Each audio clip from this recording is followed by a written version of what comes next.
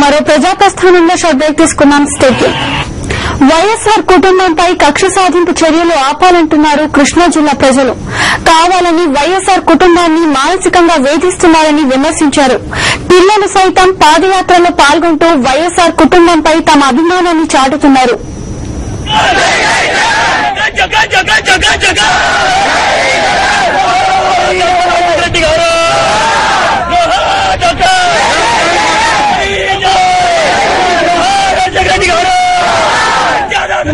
అధికార దాహంతో కాంగ్రెస్ నేతలు నైతిక విలువలను మరిచి ఇష్టం వచ్చినట్టు వ్యవహరిస్తున్నారని కృష్ణా జిల్లా వాసులు అంటున్నారు.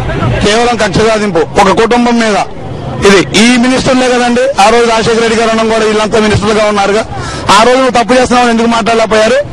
మన ప్రజాస్వామ్య దేశంలో ఏదైనా రిజల్యూషన్ పెట్టి పాస్ చేయొచ్చు, దించడానికి అవకాశం కూడా ఉంది. మరి ఈ ఎమ్మెల్యేలు ఆ రోజు రాజశేఖర రెడ్డి గారిని ఈ మంత్రులు ఎందుకు దింపలేకపోయారు? ప్రజాస్వామ్య దేశంలో అందరికీ ఆ హక్కు ఉంది. ఆ రోజు మాట్లాడినటువంటి ఎమ్మెల్యేలు ఈ రోజు మాట్లాడుతున్నారు. కేవలం కక్ష సాధింపు, పదవి కాంక్ష తప్పితే మరొకటి లేదు. రాజశేఖర రెడ్డి కుటుంబం చేసిన తప్పు లేదు. ఇంత తప్పు చేస్తుంటే ఇంతమంది ప్రజలు ఈ రాష్ట్రంలో వాళ్ళ కోసం ఇంత పాదయాత్రలో ఇంత ఇదిగా వాళ్ళ కుటుంబానికి మళ్ళీ ఇన్ని రోజులు ఉంటారండి.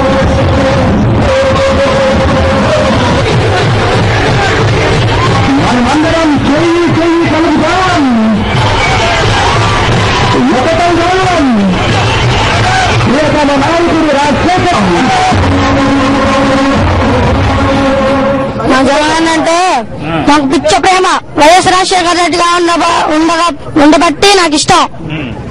ఎందుకు ఎందుకు మా జగన్ అన్న కలుస్తాడు, ఈసారి ముఖ్యమంత్రి అవుతాడు. జగన్ అన్న మరి జైల్లో పెట్టించారు కదా, ఏమంటావు? ఎందుకు పెట్టించారంటావు? కుట్ర. ఎవరిది? చంద్రబాబు నాయుడు వాళ్ళందరూ కలిసి కుట్రమన్నాడు. జగన్ బయటకు వస్తాడా? బయటకు వస్తాడు, వచ్చి మన కష్టాలు తీర్చుతాడు.